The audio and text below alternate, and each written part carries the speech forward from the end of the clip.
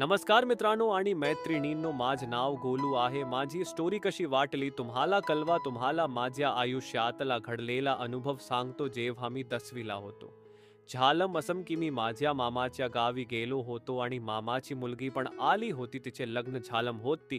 माझ्यापेक्षा 1 वर्षांनी मोठी होती आणि तिला लहान बहीण भाऊ होते. माझ्या मामाच्या मोठ्या मुलीचे नाव अंकिता होते. तिचे लग्न कमी वयामध्येच झाले होते. दिसायला खूप सुंदर होती. गोरी पाण होती तिच्या आणि माझम चांगलाच जुलायाच. तिच्या नवरा तिच्यापेक्षा 13 वर्षांनी मोठा होता. जेव्हा तिचे लग्न झाले तेव्हा तिचे वय 16 होते व तिच्या नवऱ्याचे वय 29 होते. मी आणि अंकिता खूप बोलायचो. आम्ही जेवण पण सोबतच करायचो. फक्त आमच्या झोपणं वेगळं होत. मामाचं घर लहान होते. एक हॉल आणि मामाची बेडरूम व एक स्वयंपाक खोली आणि एक पसारा ठेवायची रूम होती.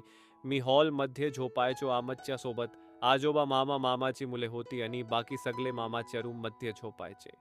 अचानक आजोबाची तब्येत बिघडली आणि जाण्याच्या मार्गावर होते. त्यांना बोलण्यासाठी पाहुणे येत असे. त्यामुळे हॉलमध्ये जास्त राहत नसे. मी आणि अंकिता, आम्ही व मामाची लहान मुले मामाच्या बेडरूममध्ये टीव्ही पाहत असे. टीव्ही पाहत असताना आम्ही बोलत असे तेव्हा तिने मला विचारले, गोलू तुझी कोणी जीएफ आहे का? आमची चांगली मैत्री असल्यामुळे आम्ही एकमेकांसोबत गोष्टी सांगत असे.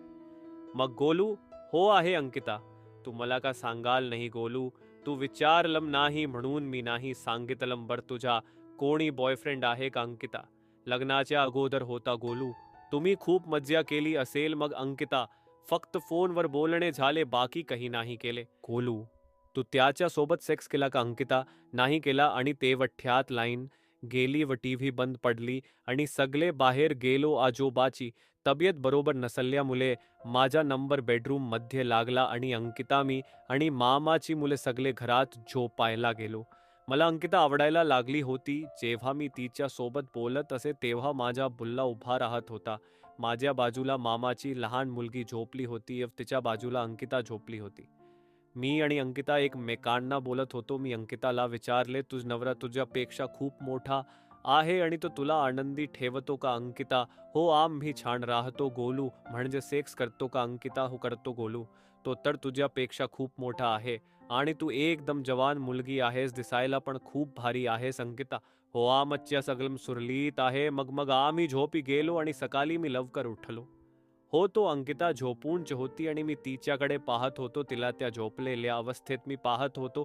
तिची साडी गुडघ्यापर्यंत आली होती आणि मी तिचे गोरे पान पाय पाहत होतो. मला तिच्या पायाला हात लावावा असे वाटत होत. गोरे पान पाय बघून माझा तंबू कडक झाला होता आणि मी हिम्मत करून तिच्या पायाला हात लावला. ती गाढ झोपत होती. तिच्या पायाला हात लावला की माझा लवडा खूप कडक झाला आणि तिचे पाय पाहून मला अजून साडीवर करू वाटत होती आणि मी साडी तिची अजून वर गेली आणि तिच्या मांड्या पाहू लागलो. माझ्या तोंडाला पाणी सुटले होते तिचे हे पाय पाहून आणि मी तिच्या मांड्याला हात लावला तर त्या खूप गरम लागत होत्या.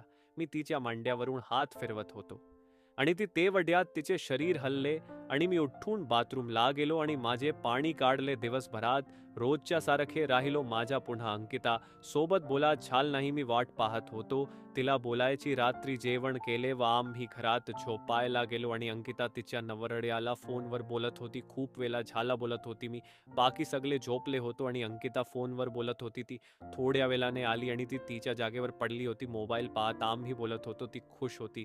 तिच्या नवऱ्यासोबत बोलणं झाल्यामुळे मी तिला चिडवत होतो. मी तिला म्हणवलो मग कधी भेटणार आहेत? दोघ ती हसली. काही पण म्हणाली. मला वाटलं हाच चान्स आहे तिला बोलायचं आणि मग तिला हिम्मत करून म्हणवलो आपण करूयात का? ती स्पष्ट शब्दात नाही म्हणाली आणि दुसरीकडे तोंड करून पडली. मी पण तसाच पडलो. 5 मिनिट आणि नंतर मी तिच्या खांद्याला हलवले. ती जागीच होती आणि मी तिला म्हणलो, सॉरी, मला माफ कर, मला तू खूप आवडत आहे. ती म्हणाली, माझं लग्न झालं आहे. मी तिला फक्त एकदाच करूयातच म्हणलो. ती सरळ नाही म्हणी. मग मी शांत बसलो आणि तिने थोड्या वेळाने तिने माझ्या हातावर हात ठेवला आणि म्हणली, एकदाच करूयात. मी पण मान हलवली आणि तिच्या जवळ गेलो आणि तिच्या ओठांवर किस करू लागलो. मी गरम झालो होतो. आता तिला गरम करायचे होतो.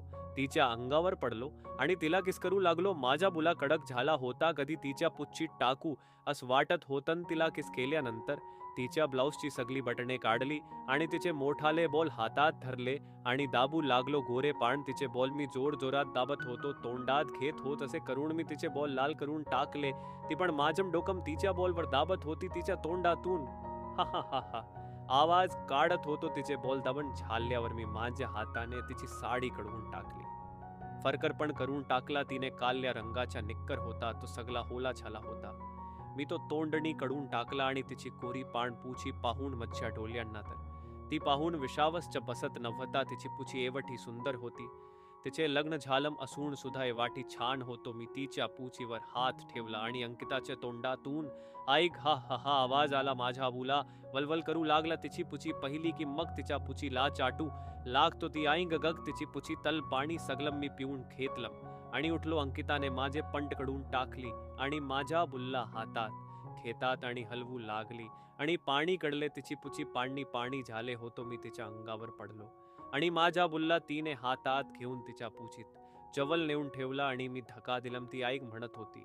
मी तिच्या तोंडावर हात ठेवला. तिला झटके देत होता. आम्ही रात्रभर जेवलो आणि जेव्हा आम्हाला चान्स भेटतो तेव्हापासून